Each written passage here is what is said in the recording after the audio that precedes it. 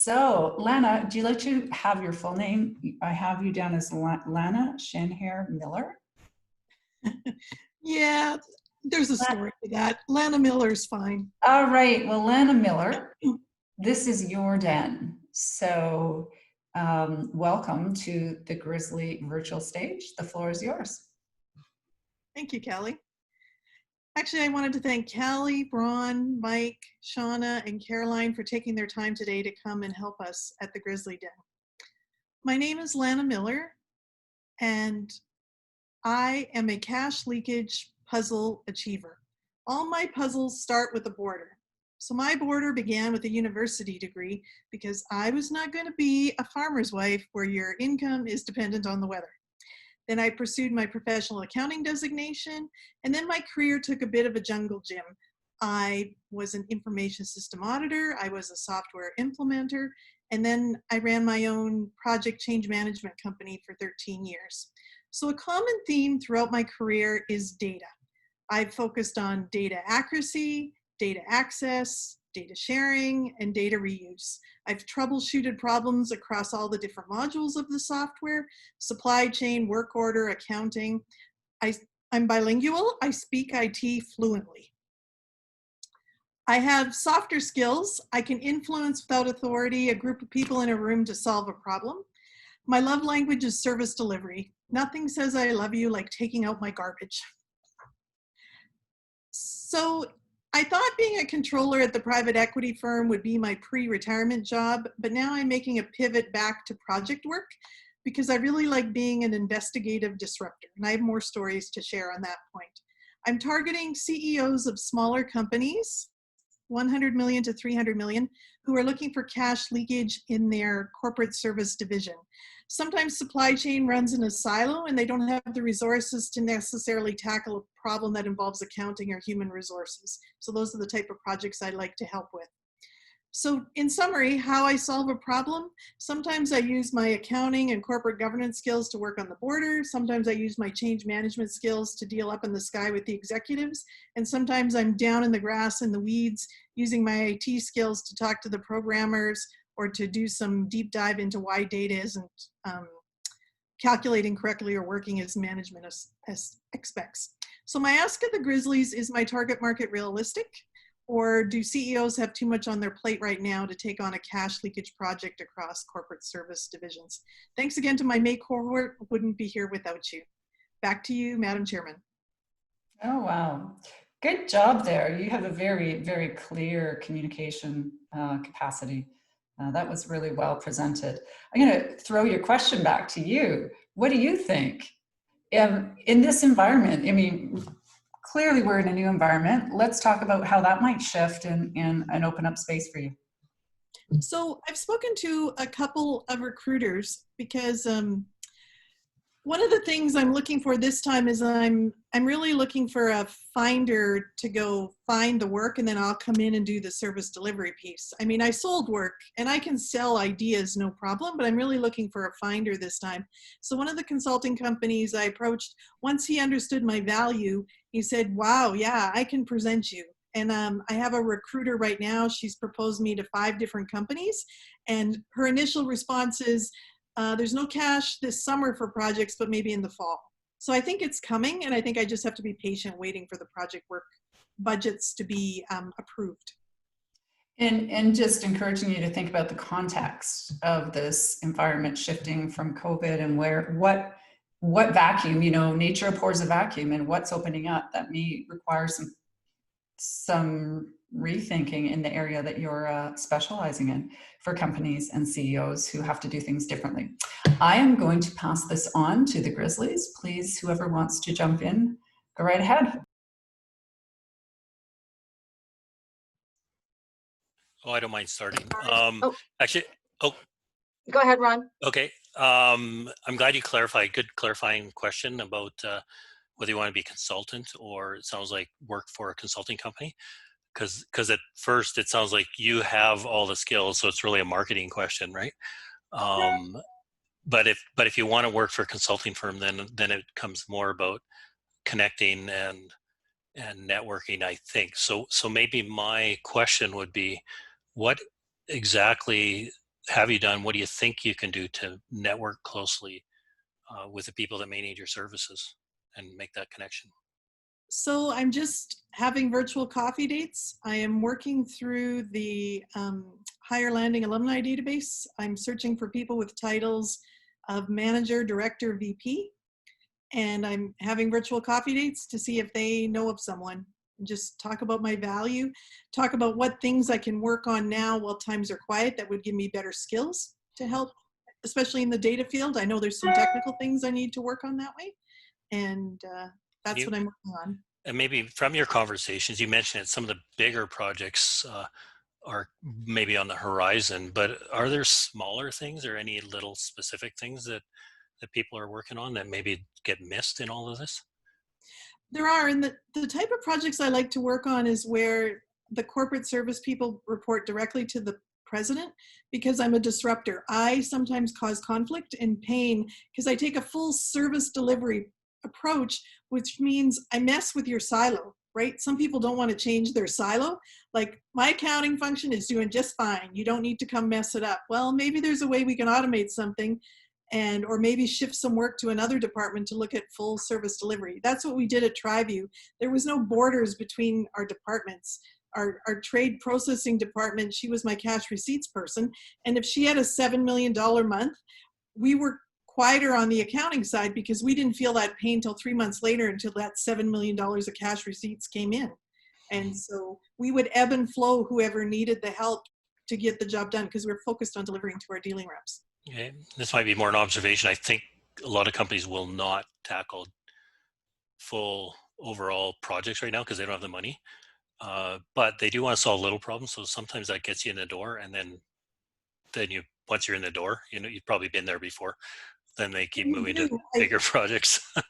I have to gain their trust, right? Because to take a full risk management approach, people have to open up to me about their pain, and they don't want to look bad in front of their boss. And so I have to coach the president saying, this is a risk-based approach.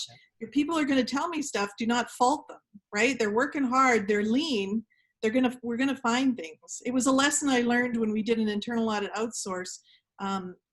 Once the VPs trusted us, they told us of contracts where they thought they were being overcharged, and we would do our investigations within, and we found overcharges worth a multiple of what Ernst & Young's internal audit outsourcing contract was, just because VPs trusted us and the president didn't penalize them. So I think you're coaching yourself on ways to get in the door. Yeah. I really liked that connection where, because you realize that there's a two-pronged approach to this. There's, you know, certainly the dollars and cents and the numbers view, but there's also the human element as well. And I think you show a very, very good grasp of the importance about that, because when egos get involved, then things can start getting really crazy.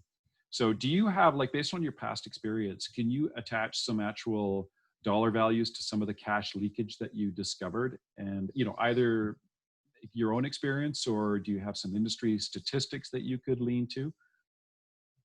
Sure. So when I started at TriView, my first week there, the president says, okay, we've been building this system to process our private equity trades, and I want it to go live in a month. And so I was doing the controller job, processing commission, doing equivalents, and then I took on the project manager job and the business analyst job to work with the developer to get us live. And so it's just that I can wear these multiple hats that you don't have to hire 3 consultants. That's kind of the cash savings I bring in. And by taking my software full end-to-end service delivery, like I took it past just generating the trade paperwork, how can I make my commission life easier? How can we pay the reps quicker? We were able to not have to hire a payroll person or a cash receipts person to process my trades. I had my developer build me the right kind of dump that I could take the trade data out of the trade database and then add in all the other exceptions of things I had to pay these dealing reps for. Sometimes I had to reimburse them for expenses and things. And we only worked a couple days a month, either my senior accountant or myself when he was on vacation, to process payroll. It didn't have to become a full-time equivalent position. So that's really my savings. Our compliance department operated with half the number of people that our competitor did. So we had 3 people as opposed to 6. And that was because we took a service delivery approach when we hired a new person. We said, you have to be able to test software, deal with the issuers, deal with the retail customers, and oh yeah, you have to approve trades too. Our competitors, they hired 1 person just to do a functional role of data entry into the Security Commission database. And I was able to facilitate our team to think bigger and think full service. Lana, give me a number. What's the cost of all those positions? So those positions are $50,000. That's what a payroll clerk would have been in mine. So roughly 3 people, so $150,000. So if somebody asks you the question, so give us an example of where you found some cash leakage or saved some money. And you open up saying, well, because of a process we enacted, I helped the company save $150,000. That has a little more bite. Thank you. Yeah, because then it's like, okay, tell me more. Tell me more. How did you do it? Okay. Because I love sort of fear-based questions, because people will spend, on average, they'll spend 3 times the energy trying to avoid pain as opposed to trying to find enjoyment. So if you can sort of inject to say, hey, you may have this problem or you may have this opportunity to basically save $150,000, that's going to have a lot more impact. Okay, thank you. Great, thank you. Great presentation, Lana. I'm curious, what's your dream job? So where do you want to go? So as I've been doing this soul searching the last 5 years, financial security really drives me. And I think that comes from my farming background where we had no financial security. So in the future, when I retire, I'm going to need some type of cash flow stream. And so I would really like to be a paid board member on a board of directors. So I'm going to be pursuing in a few years the Institute of Corporate Directors designation.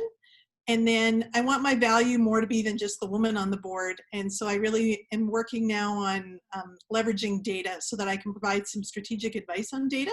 And I would really like to do deep dive into an artificial intelligence project. That would kind of be my future. But for now, I thought the market might be open more for me using my process skills to do cash leakage across the corporate service area. That's kind of why I chose that right now.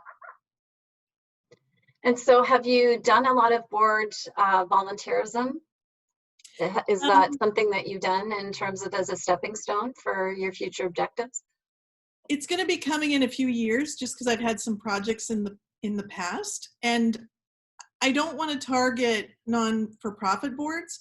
So I'm going to be targeting government boards, maybe the police association board, those type of boards to get on. Toastmasters gets me for free. That's kind of my volunteer organization, and I'm going to work through that to be an area director, president of a club.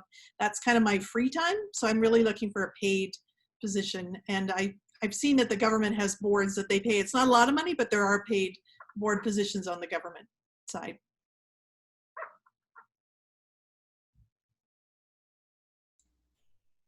Okay, hi Lana.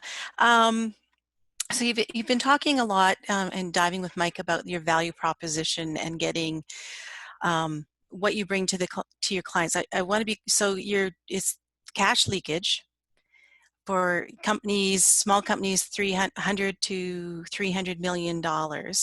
So it's just selling you, or are you bringing through a project team? Because you talked about in the past when you've done projects. So what I'm looking for is for the finder, the consulting company or friend, okay, or to sell a 3-month assessment project that I would do.